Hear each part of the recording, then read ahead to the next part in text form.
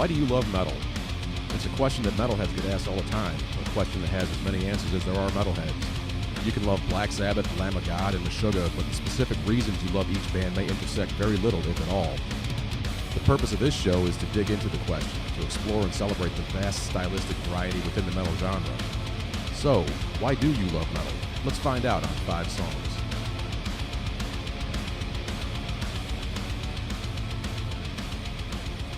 At long last, 3rd season, 5 songs back, finally, after a long and stupid break. And as promised months ago, that didn't fucking happen because of the weather. Opening season 3, we got Pat DeLeon, drummer, consummate showman of Imminent Sonic Destruction. Thank you for thanks. I'm so glad that you're here. I'm glad we finally got to put this together. Yeah, I mean, this was a long. I'm just glad that we tried to do this over the summer instead of the winter time when we were trying to get it together, and it was one natural disaster after another. Right, we couldn't make it happen. So, but now you're here. I am. And folks that have been listening to this show for a while know that we don't waste a whole lot of time getting into it. So Pat has 5 songs. I do. Metal tunes. Yes. That he digs, and we're gonna get into those tunes and have a listen to them. So without further ado, first up on the list is Meshuggah. The song is Future Breed Machine. Tell us about this song, Pat. What do you like about it? Well, the thing with Meshuggah and the band, I got turned on to them by my brother-in-law, Mike Sutter, who's he got me into a lot of other cool bands, and he told me about this band that was just really, he thought I might like them because I was really into prog stuff, but he knows that I like metal, and he goes, this is they're kind of known as math rock. Their time signature changes and are like second to none. So I was like, all right, let me check it out. And he got me this particular record, Destroy, Erase, Improve. And man, I was just blown away. It was one of those jaw-dropping experiences. And this song was the first song, it's right off the top of the album. So, hearing that and just literally within a week, I think I had the entire Meshuggah catalog. I've seen him a couple of times now. Thomas Hockey, the drummer, is easily one of my favorite drummers. And now that I start to create music, I try to keep a little bit of what he does in my head, and just really changed. I don't think that anybody has changed my playing as much as he has. And having played as long as I have, it's hard to do. You don't just change midstream. Right. But when I got an earful of this guy, and it was just like, all right, I think there's some new avenues that I can take, and this song in particular just lit it up for me right out of the gate. Yeah, I mean, I remember. I think the first Meshuggah song I ever heard was Stenga, like the opening track from Nothing. That's a great song. And it's a paradigm shifter. Yeah. It makes you Oh yeah. Like I had no idea what the hell was going on, but Yeah. I was like I want to go there. Yeah. Oh yeah.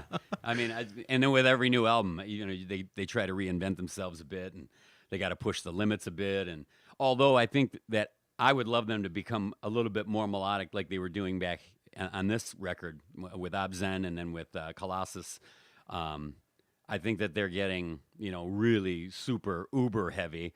And the only thing that I would change on them now would be to come back a little bit and bring back a little melody, because that's what hooked me on this album. Is there's some real melodic stuff, and they lay back a little bit, whereas the new stuff is just like taking a sledgehammer and hitting you in the forehead until you stop moving, and then they keep hitting you and hitting you, and then tomorrow they come by and start hitting on you some more, so that's kind of like the new stuff. But I mean, Bleed, I almost put Bleed on the list because those are it's one of the most staggering drum songs I've ever heard in my entire life. Those kicks, though. Oh my God! It's like Hot for Teacher, but faster. Yeah, and it's like twice Hot for as long. Teacher, but yeah. Yoda meets Hot for Teacher. Right. Here's how to do it right. All right, man. Let's fire it up. This is Meshuggah with Future Breed Machine. Check it out. Sweet.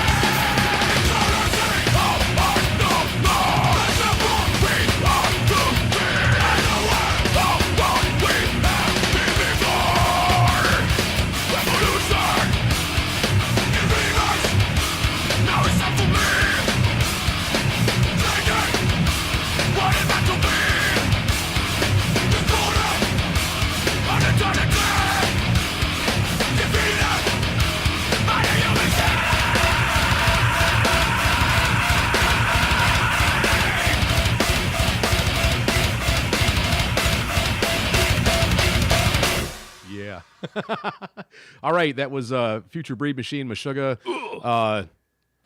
It's like like I said just before we fired that song up. When I first heard Meshuggah, the song "Stand Guy" was a paradigm shift. Oh, absolutely. And I thought that the last time I'd had a paradigm shift like that was when I heard Korn's first album, Right. because it was just a complete departure. It was the last, well, before Meshuggah, it was like the last like utterly original thing I'd heard. Right. But the difference is that there were 1,000 Korn clones overnight. And It didn't take long, boy. and there aren't any Meshuggah clones because you can't do it. yeah. I think that's the problem. I think people would want to do it, but then they sound so bad when they try. They just figure, screw it. Right. It's not going to get me anywhere. All right, great tune. All right, next up, no shock here, but next song on your list is Under a Glass Moon by Dream Theater. Yeah. I think the members of ISD might be a little particular about Dream Theater. Yeah. Well, I mean, it's funny. This song in particular, because it was just released, the album was just released on the 7th of July, 25 years ago. So this one kind of falls in a good spot. I was at they had an in-store appearance in Macomb Mall, Harmony House, way back in the day. And I was working there, and I met those guys, and I just started listening to them back then at the time. I've been blessed to tour with them. We toured Europe when I was in the band Tiles, which we were talking about earlier. Right and we, Jordan Rudess, the keyboard player, had just started with the band, and we were in touch with Mike Portnoy because his side projects and Tiles were on the same label.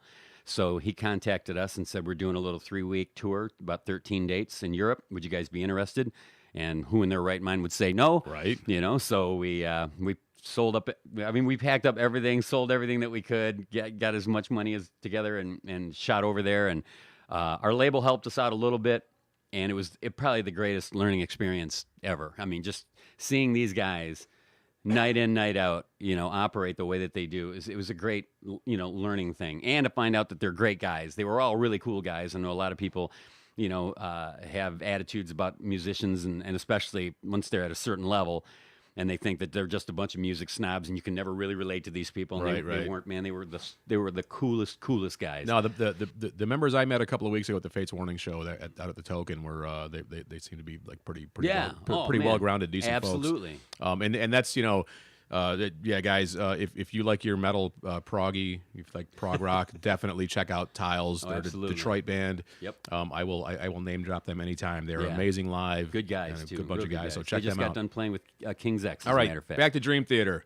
What about this song in particular? Okay, so this song, the thing that I liked about the album, first of all, "Pull Me Under" became really, really popular. So in order to not take that song, because I think everybody and their brother would pick that song because it played such a large, part in a lot of theirs.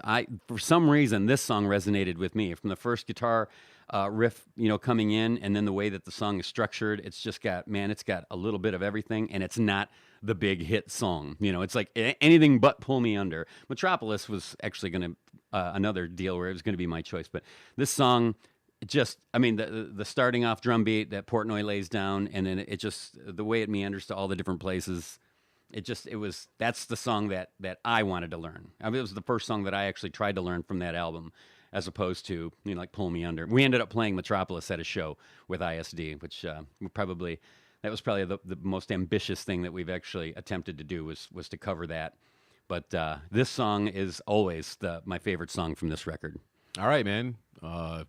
With that, this is Under a Glass Moon by Dream Theater.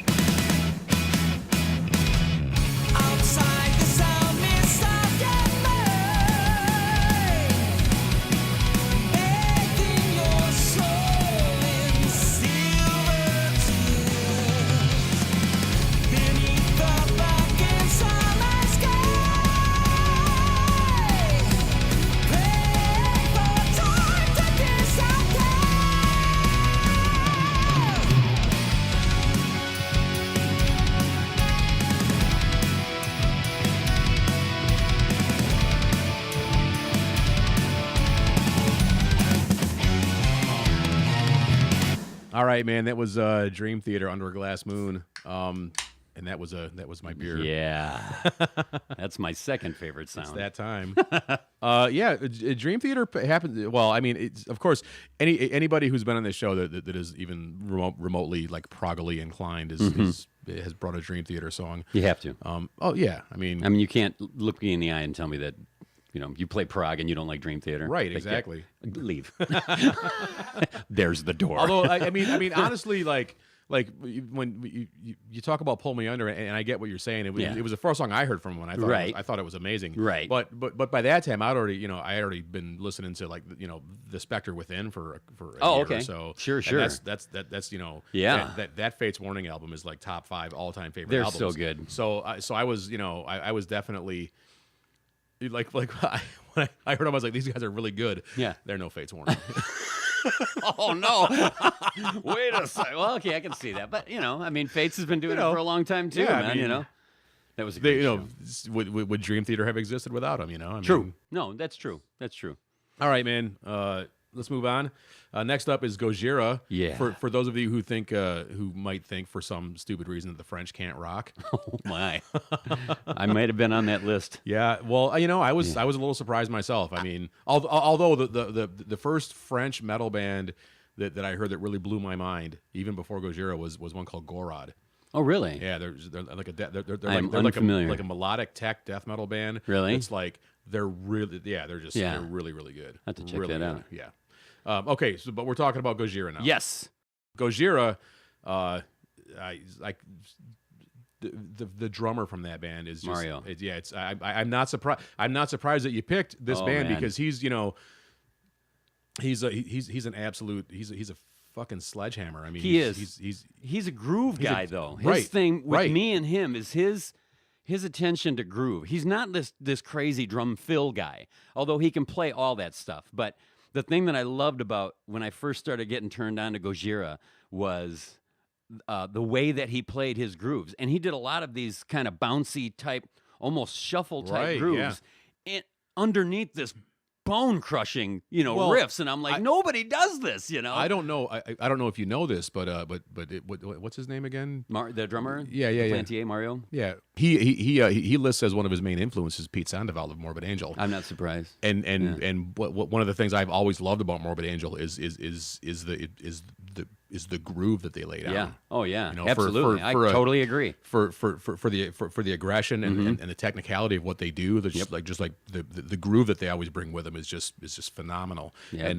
And when I first started looking into Gojira and I saw an interview with the guy and he listed Pete Sandoval as one of his major influences, I was like, well, that makes perfect sense now. Yep. Absolutely. Now, this was that one that I think it was either Tony from ISD, or it was my brother-in-law again, who's he's a quirky dude, a bass player. He's actually my trainer as well. He's a personal trainer. He trains me and my wife, and so he loves Devin Townsend and a lot of the other stuff that I enjoy. So anytime he finds out something new, he always sends it my way. And this was huge. This one was another, like, I just was floating around looking for something new, and then he was like, you got to check these guys out, and the album that this had came from, which is The Link, I believe. Yeah, that was that was one of those start to finish. I could put that CD on and listen to the entire thing. Oh yeah, and I love albums like that, you know, because there's always that one dud, and you get to it and you're like, forward. I'm the same way with From Mars to Sirius. I think From Mars to Sirius is an absolutely amazing album. Like that. Yeah, amazing album. Yeah, this was a very exciting find. These guys are just so awesome, and I've seen them a couple times. I would love to play. I would love to open a show for these guys. Jesus, I mean, they're so strong, and just a 4-piece. That wall of noise coming out of just 4 guys, man, that's impressive. Absolutely. Very much so. All right, man, let's hear it. This is Remembrance by Gojira.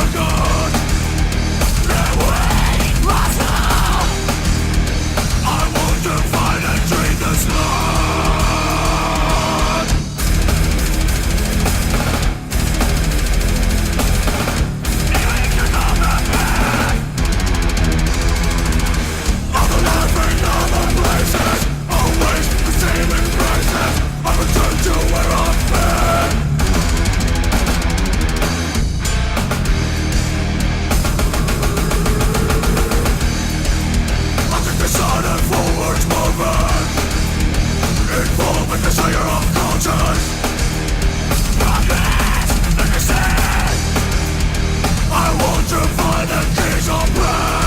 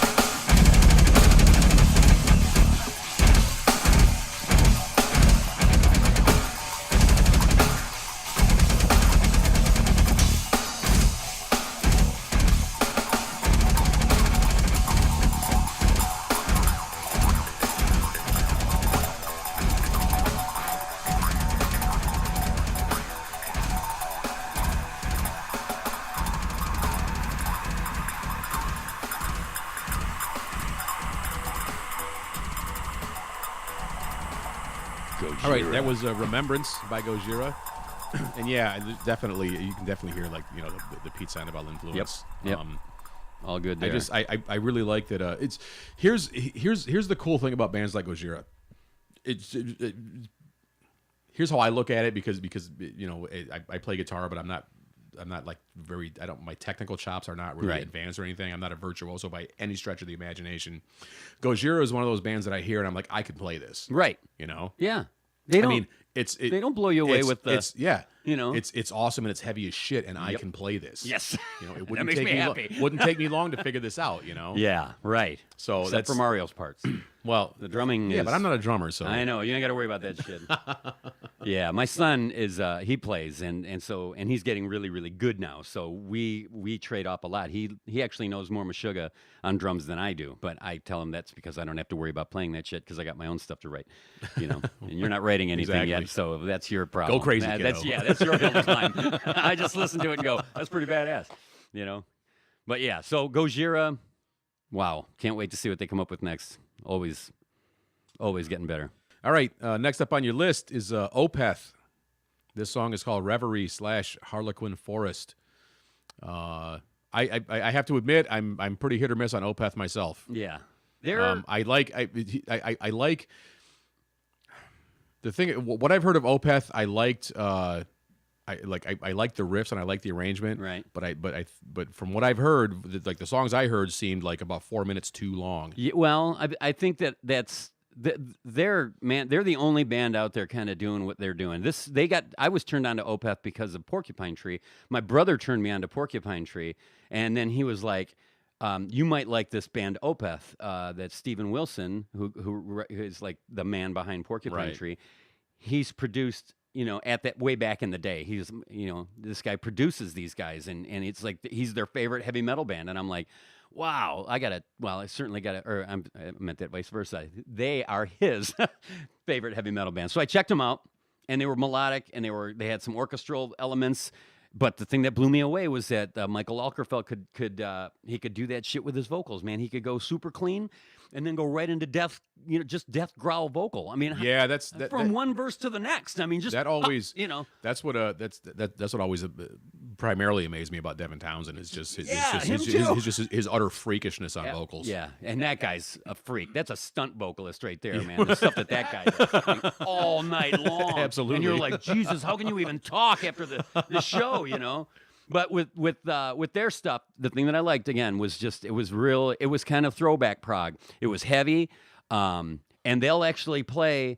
It's funny because he'll sing that death growl, that crunchy Cookie Monster vocal over the top of like this really melodic stuff. Instead of trying to just have bone crushing riffs, or he'll sing over slightly melodic stuff. The only thing that I don't like about them now is that he's already kind of said, I'm not going to do that kind of vocal anymore, and I'm just going to... Oh, man. Yeah, exactly. So all the new albums, they're great, and they're well-written and everything like that, but, man, I kind of dug it, I mean, because I that's what I liked about it, was the balance of the two sounds, and this song features that, and this song really features their prog side, for sure. And my favorite part of the song is the ending, the whole outro thing. That's the kind of stuff that they do that will always have me coming back to listen to, whatever the next album is. See if they're going to do something more like that, All right. Let's Reverie. Let's hear it and see if everybody else agrees. This is They will Reverie agree. / Harlequin Forest, Opeth. Into the street, past meadow grounds, and further away from my home, baying behind me, I hear the hounds, flocks chasing to find me alone.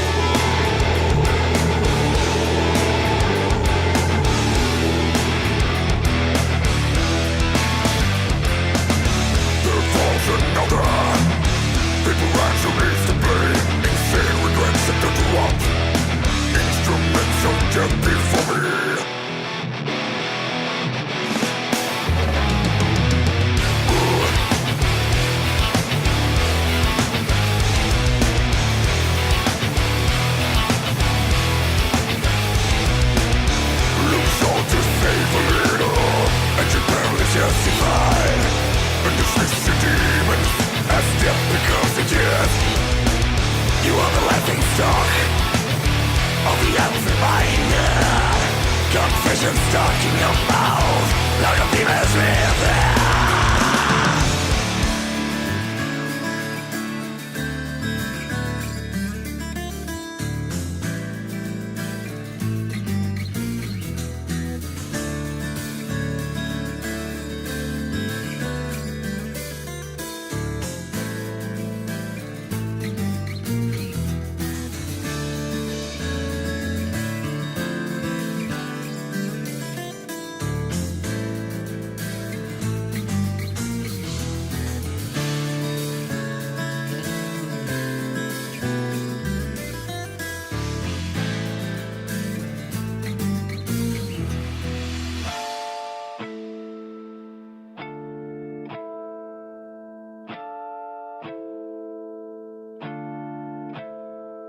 Nocturnally helpless, weak in the light, depending on a prayer.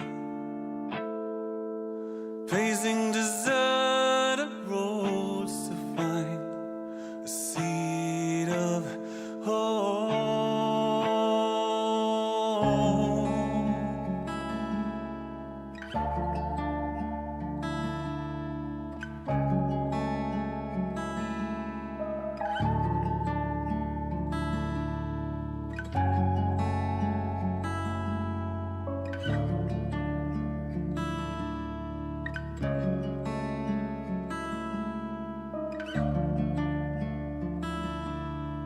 They are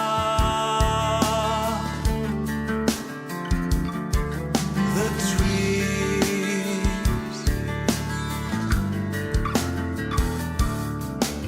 brought on hope inside, never will.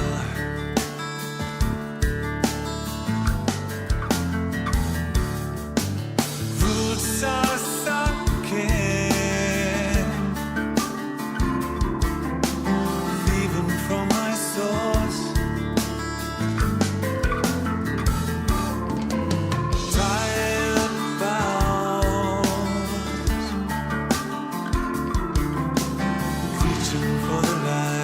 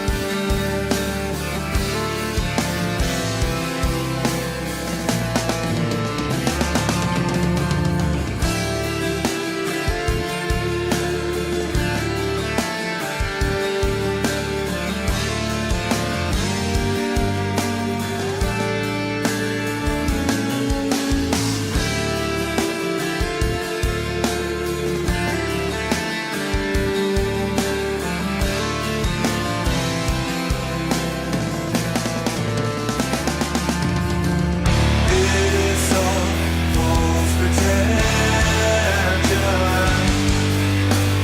all it can forest, awaiting redemption for a lifetime. Lest they die alone with no one by their side, are they forgiven?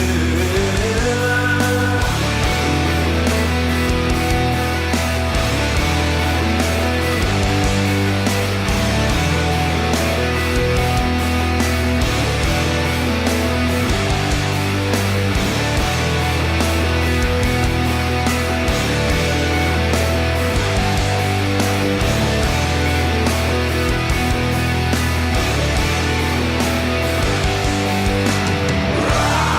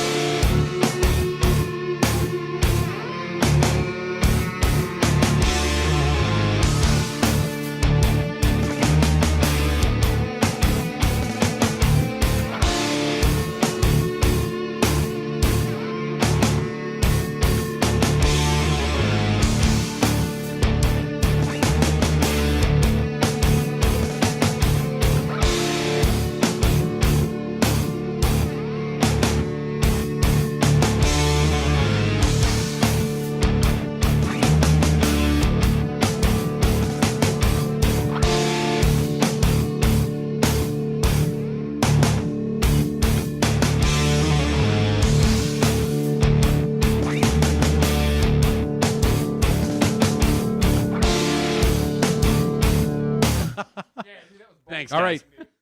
That was Opeth with Reverie / Harlequin Forest. Okay, so that song I liked. Yeah, see? It was very good. I you know, maybe okay.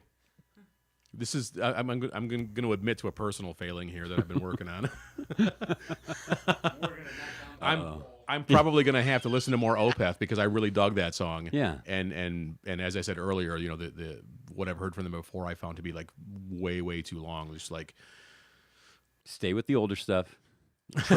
Trust me on that one. I think, knowing you, I think you'll enjoy the older stuff a little bit more. You can taper up to the new stuff and then just stop listening if you feel like it's fine. right on. All right, awesome. Okay, so now we come to the last song on your list. This is a band that probably isn't really associated with metal at all, but definitely prog. Yes. I like them a lot. They're called Porcupine Tree. My favorite Porcupine Tree song is Anesthetize. Yes. It is mine as well. Yes, it has that amazing guest guitar solo from Alex Lifeson of Rush, and it's just a great song. Yeah. But this song called Blackest Eyes, I believe, is from the same album. Yeah. This song, was my head turner for this. This was the song that my brother said that I should listen to get really get sink my teeth into these guys, and he thought that this was the song that I would like, and that would hook me, and he was absolutely right. My biggest I guess my strike against these guys was always Steven Wilson's voice, and not that it was a bad voice. It's just that every song he would start off really mellow, and then he would get into a kind of and then the music would get really, really rough, and then he would drop back into super mellow Steven, and then it was just like over and over and over again. But this song, I agree completely. Actually, yeah. Yes. Now it's like, you know what? I've delved into it now, and now it's such a project and a package to me that it's okay. You know what I mean? I've accepted it. You know, and but this song, this was the one. You know, and Anesthetize. If I had to pick my all-time favorite Petrie song, that would be the song, because the drums in that are just right. Oh my God, just the whole just song is insane. great. Yeah. But this song, that's why this song is so important, because I would have never even heard Anesthetize if it wasn't for this song. I would have probably just said, you know what? No, this guy's just too mellow. You know, and at the time I was just, I just want to headbang. You know, I just want to play some heavy shit. And my brother was just like, no, trust me, man. This drummer, and matter of fact, this is why if you see me playing these days, the style of drum kit that I have in front of me is almost 100% from this guy. The way that this guy sets up his kit, the way his style of playing, I thought fit my style of playing. So when I set up my kit, I actually called my old kit the Pork Chop Express, and just because of my favorite movie, and then this guy's music. So yeah, Gavin Harrison, one of the best drummers. Yeah, out there. my own drummer is a big fan of the guy. I don't know how he sets his drums up because it's not my fucking car to drive. I don't give a shit. But that's not what I said. Yeah, that's what I say. Right. Yeah. But yeah. Matt really digs this guy. Matt, who refuses to be on the show because reasons. Matt. I'm just saying. I mean, he's worried he's uninteresting. Oh yeah, well. People still like him. Yeah, I mean drummers. Right on. We got to make our presence known. All right, you know? this is you see, there I go again. Yep. All right. Yep. Time to fucking move it right along. Yes. This is zoom. this is Porcupine Tree with Blackest Eyes. Let's hear it. Matt.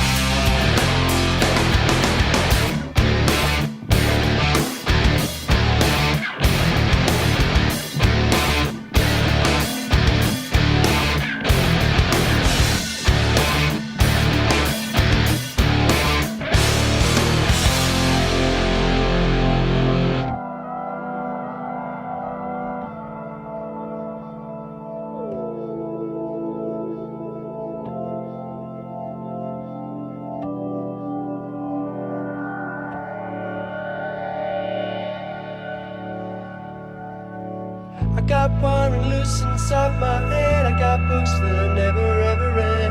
I got secrets in my garden shed. I got a scar where all my urges bled. Got people underneath my bed. I got a place where all my dreams are dead. Swim with me into your blackest night.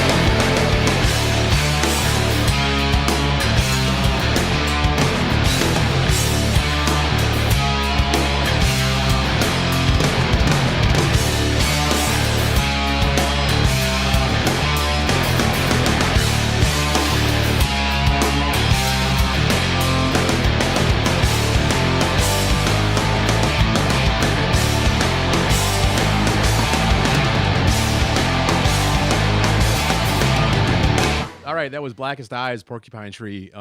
Yeah, I really dig Porcupine Tree. Mm-hmm. There's a lot to like. And again, like we talk about with vocals and stuff like that, it's, you know, and like you said, it's not a metal band, you know, don't, you know, I mean, they get a little heavy now and then, they get crazy proggy, but that voice is never going to be metal. Right, yeah. And, but it's just, you know, it's my fucking show and I pick the songs. So Absolutely. You know, Works for me. I dug it. All right, on that note, this has been another episode of 5 Songs. My guest has been Pat DeLeon of Imminent Sonic Destruction. It's been a great pleasure to have you on the show. It's been a lot of Thank fun, you for man. coming. I'm glad we finally got it together, for sure. You brought some great music with you. Thank you very much. All right, we're back for another season. This has been the first. We got who we got? Carrie Hallstein coming up next. Foot. Oh shit. Carrie Hallstein is in 2 weeks. We got the Foot. And Johnny Demise Nice. of Demise of the Enthroned. Foot is of course the drummer of Hate Unbound, and he was working with Halloween for a while there, and he's basically a drum whore. And he will be here in a good way. He will be here to tell us of his exploits next week. He's the man. He's a all right. badass drummer too, boy. So I'm your host, Kevin Tulppo. My guest has been Pat DeLeon. Thank you. As usual, we're being edited and mixed by Gary Willibey. And we're recording this at the Maidstone Theatre here in Ypsilanti. Thank you, John Archer, as usual, for letting us do this here. Very cool. And to close us out, we have Pat's band, Imminent Sonic Destruction. This tune is called The Knife. Check it out, and we'll check you out next week.